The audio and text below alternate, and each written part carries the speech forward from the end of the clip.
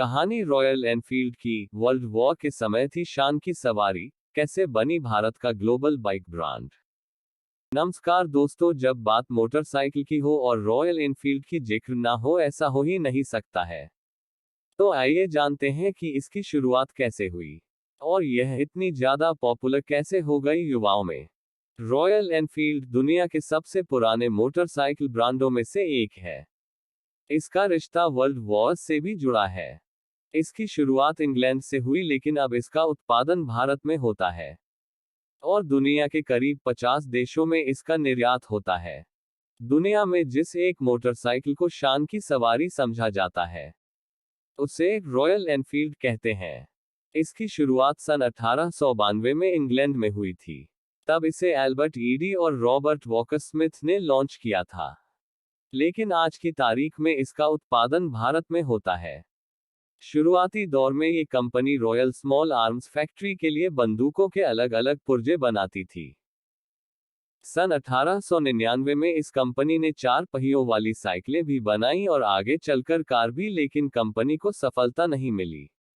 The new Enfield cycle company को भारी नुकसान उठाना पड़ा, जिसके बाद कंपनी ने कार का व्यवसाय किसी और बिजनेसमैन को बेच दिया और खुद को मोटरसाइकिल तक ही सीमित कर लिया। वर्ल्ड वॉर के समय मिली बम्पर उछाल। रॉयल एनफील्ड का भव्य स्वरूप इसकी लोकप्रियता का सबसे बड़ा राज है। इसे चलाने में पौरुष झलकता है।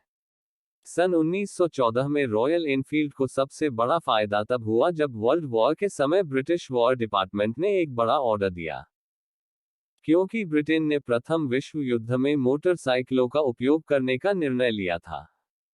ब्रिटेन के बाद पूर्व सोवियत सरकार ने भी भारी संख्या में रॉयल एनफील्ड को ऑर्डर देने का फैसला किया। दोनों मुल्कों के ऑर्डर से रॉयल एनफील्ड मोटरसाइकिल दुनिया भर में जबरदस्त लोकप्रिय हो गई। और जब सेकंड वर्ल्ड वॉर का समय आया तो एक बार फिर ब्रिटेन के बड़े ऑर्डर ने रॉयल एनफील्ड को आसमान पर बिठा दिया।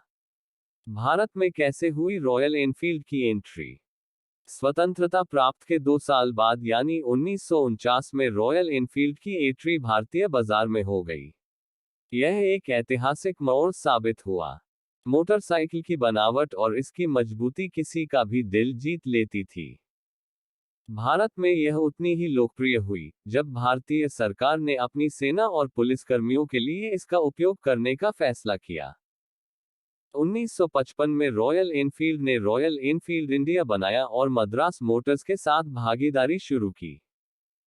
शुरुआत में कंपनी पुर्जों का इंग्लैंड से आयात करती थी, लेकिन 1962 से भारत में ही इसका निर्माण होने लगा।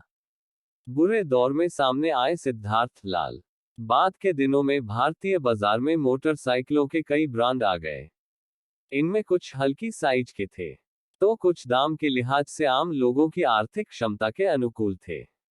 यही वजह है कि रॉयल एनफील्ड का बाजार ठंडा पड़ गया, सड़कों पर दिखना कम हो गया, गिने चुने लोग ही इसे चलाते देखे गए।